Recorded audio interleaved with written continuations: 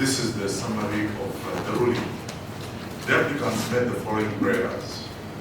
1. Reparation to be made for all victims in the High Court ICD criminal case number 2 of 2010. 2. The Attorney General establishes a trust fund, the Victims Trust Fund, to provide for reparations, compensation for harm suffered, and assistance for rehabilitation and rebuilding of victims. 3. The Attorney General makes annual budgets for a trust fund for victims' reparation in criminal case High Court ICD number 2 of 2010 and subsequent similar cases. 4. The Attorney General complies with the order of this Honorable Court for the reparation of the victims in ICD criminal case number 2 of 2010. 5. The reparation to include collective community-based reparations and the symbolic satisfaction measures. 6. A symbolic award of Uganda shillings 4 million for all victims and other communities, symbolic and other satisfaction measures. 7. The Attorney General prepares a draft implementation plan with the details of the rehabilitation and symbolic measures to be included within the collective community-based reparations awarded.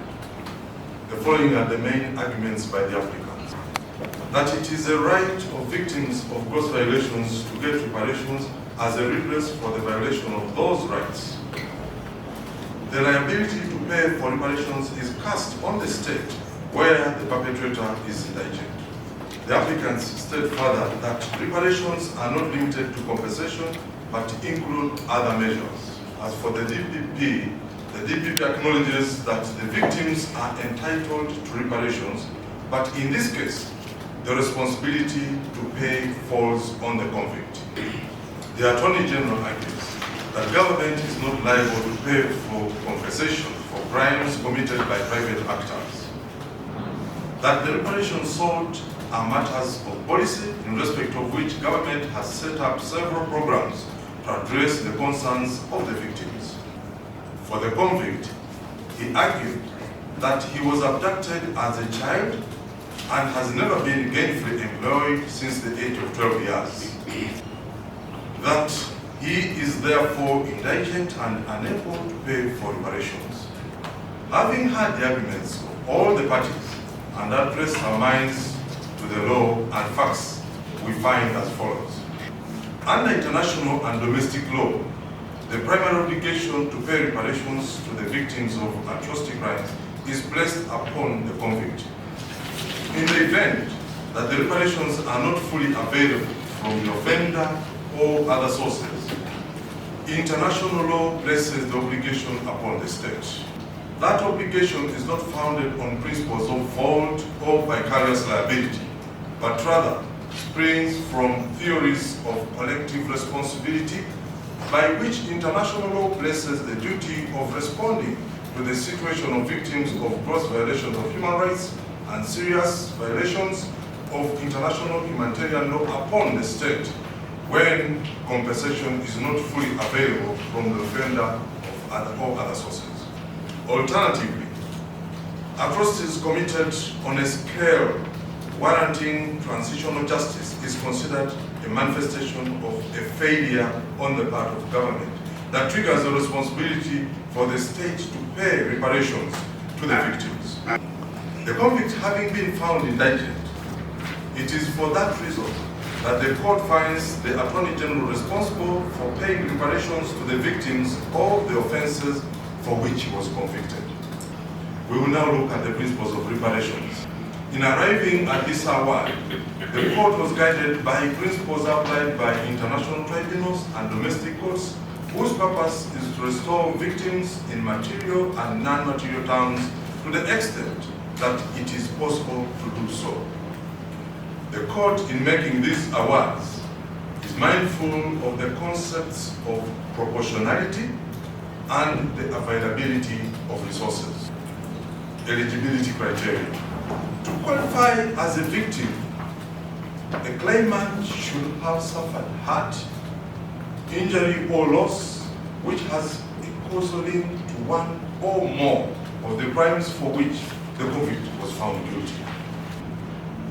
The second criterion is that the victim should fall within the temporal and geographical scope of those crimes. I shall now hand over to the President of the Parliament.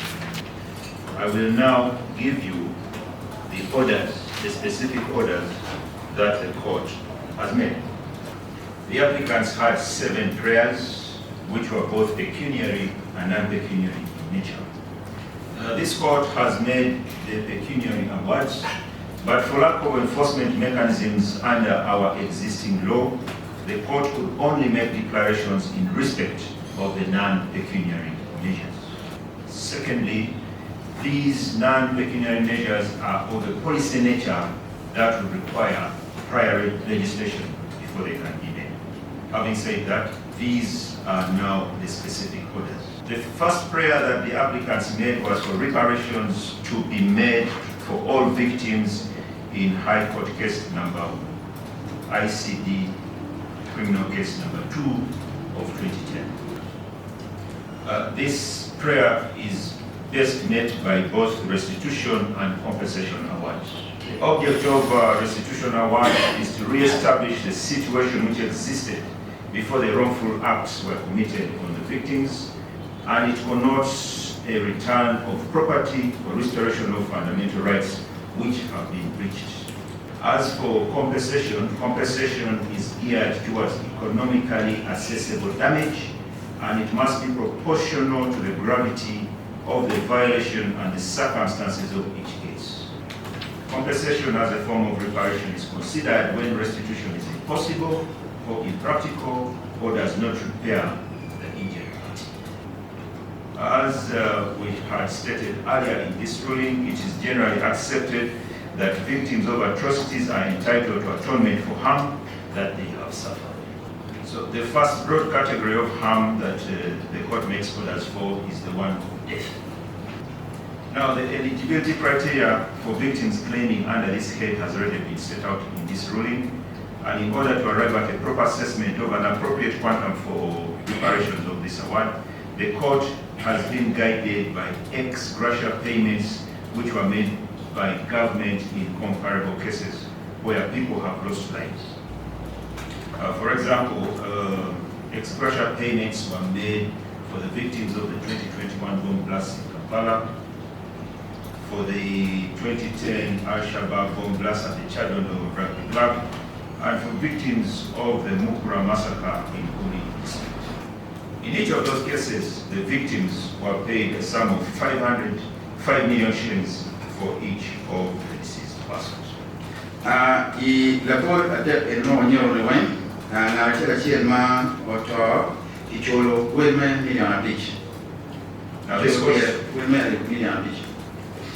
this court has also looked at cases in the law of tort where people have died and sued for loss of life and dependency.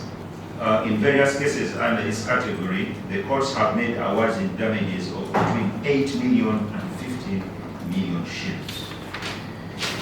We have also looked at cases where, in the case of murder, compensation awards for the loss of life and dependency have been made and confirmed by the court at 100 million shillings. Now the court has compared all these 3 scenarios and also looked at the principles that govern the award of reparations, which include proportionality and the means or capacity to pay. We have also looked at the aggregate estimated number of total deceased persons and have made an ex-equo et bono nominal reparation award of 10 million shillings for each of the deceased persons.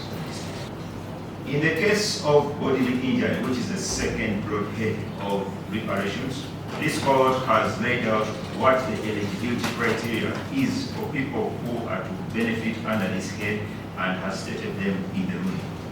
We have made an ex-equo et bono award of 4 million shillings for each person who benefits under this head.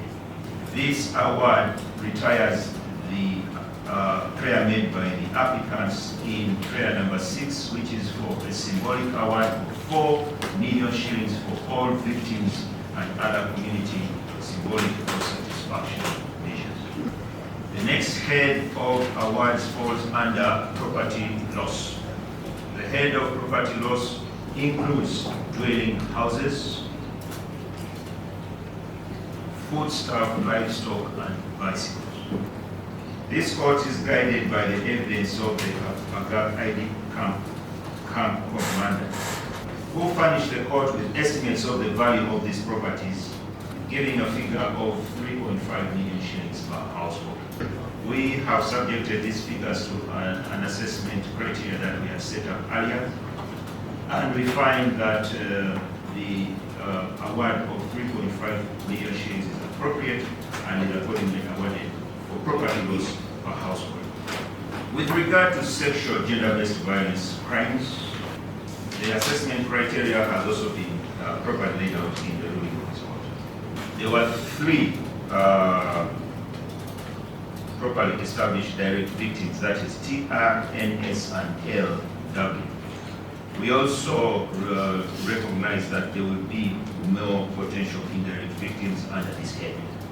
Now, in the assessment of the award for the direct victims, the court is guided by factors such as forced sexual intercourse, forced marriage, forced labor as teens, and also other physical abuse. We realize that injuries in this head are both physical and they are both physical, psychological, and emotional in nature, and make an ex-LRA award of 5 million shillings per direct